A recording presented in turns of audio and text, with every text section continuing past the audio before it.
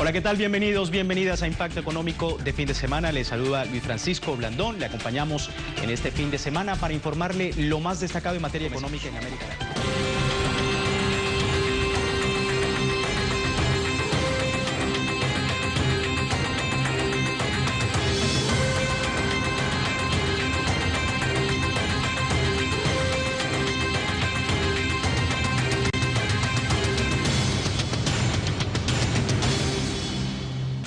Ahora el texto deberá ratificarse por los parlamentos de Alemania, Holanda y Finlandia para que Atenas acceda a su asistencia financiera el 1 de marzo.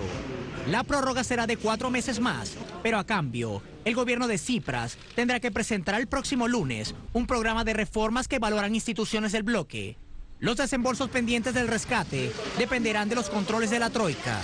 Pese a las trabas puestas por Alemania para dilatar el proceso, Atenas y Berlín acercaron posturas. Si bien es cierto que el Ejecutivo heleno deberá proponer un plan de reformas, el líder de Syriza cumplió su promesa de llegar a un acuerdo con el Eurogrupo. En Francia, esta semana fue aprobada la polémica ley de liberalización económica, mejor conocida como Ley Macron. Vamos a ver. El proyecto de liberalización económica, mejor conocido como Ley Macron, fue aprobado por el primer ministro francés Manuel Valls el pasado martes, mediante artículo número 43.9 de la Constitución, que otorga poder al jefe de gobierno de aprobar una ley sin necesidad de someterla a votación del Parlamento, ante el riesgo de que fuese rechazada incluso por diputados que integran su propia bancada. Una mayoría existiría referente a este texto, pero es incierta, de modo que decidí no correr riesgos. No tomaría la responsabilidad por el riesgo del rechazo de un plan que considero crucial para nuestra economía.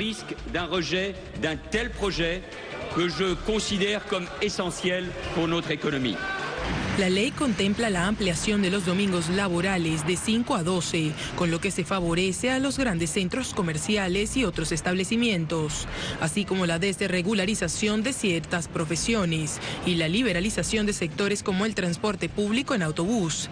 La ley pone fin a la jornada semanal de 35 horas, una conquista laboral histórica. Tras el decretazo, el primer partido de la oposición en Francia, la conservadora Unión por un Movimiento Popular, presentó una moción de censura contra el gobierno, la cual fracasó al conseguir solo 232 de los 289 necesarios. Cientos de personas han salido a las calles de Francia a expresar su rechazo a la normativa, la cual representa un retroceso en los derechos laborales de los franceses.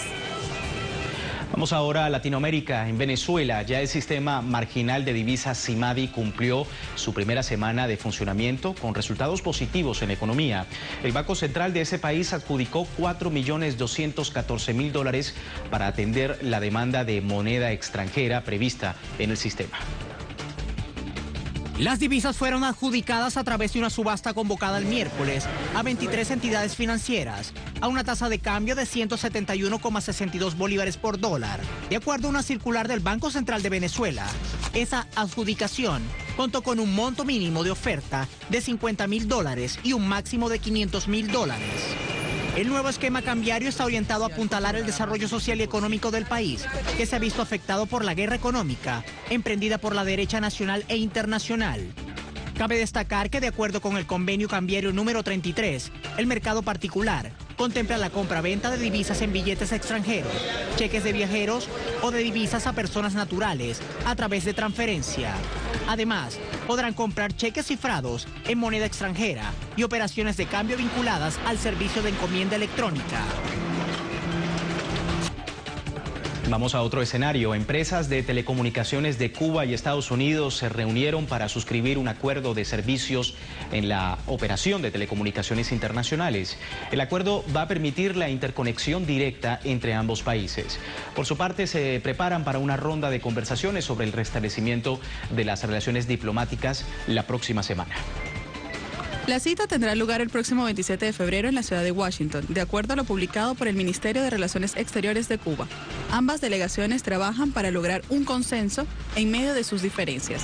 Mientras senadores estadounidenses presentaron ante el Senado un proyecto de ley donde exigen el fin del bloqueo a Cuba, El pasado viernes, el gobierno de Obama anunció que permitiría al sector de pequeños negocios privados de Cuba la comercialización de sus productos en suelo estadounidense, con excepción de alimentos, productos agrícolas, alcohol, textiles, entre otros. Acciones que se dan como parte del acercamiento histórico entre ambos países impulsado a mediados de diciembre pasado, luego que Barack Obama reconociera que el bloqueo impuesto a Cuba por más de 50 años había sido una gran derrota para el gobierno estadounidense. El presidente de México, Enrique Peña Nieto, anunció una inversión empresarial por más de 11.000 millones de dólares, un anuncio que ocurre en un contexto donde la pobreza, el desempleo y la desigualdad crecen cada día en ese país, según datos estadísticos. Peña Nieto aseguró que su gobierno seguirá siendo aliado de los inversionistas extranjeros. Afirmó que los empresarios y las reformas estructurales están creando una nueva plataforma para generar empleos mejor pagados y bienestar para las familias mexicanas. Sin embargo, la realidad es otra, porque según expertos, la industria nacional está siendo desmantelada por el gobierno actual y favorece a la industria extranjera. Por su parte, Petróleos Mexicanos Pemex, la empresa, una de las empresas más grandes en la estatal, esta semana anunció que redujo parte de su personal a consecuencia del recorte presupuestario. Recordamos que el Estado se queda con múltiples beneficios obtenidos por la empresa para financiar un tercio del presupuesto nacional, un hecho que evidencia la desinversión del Estado en sus empresas nacionales para potenciar los intereses neoliberales y cede la soberanía del gran capital privado, según la crítica.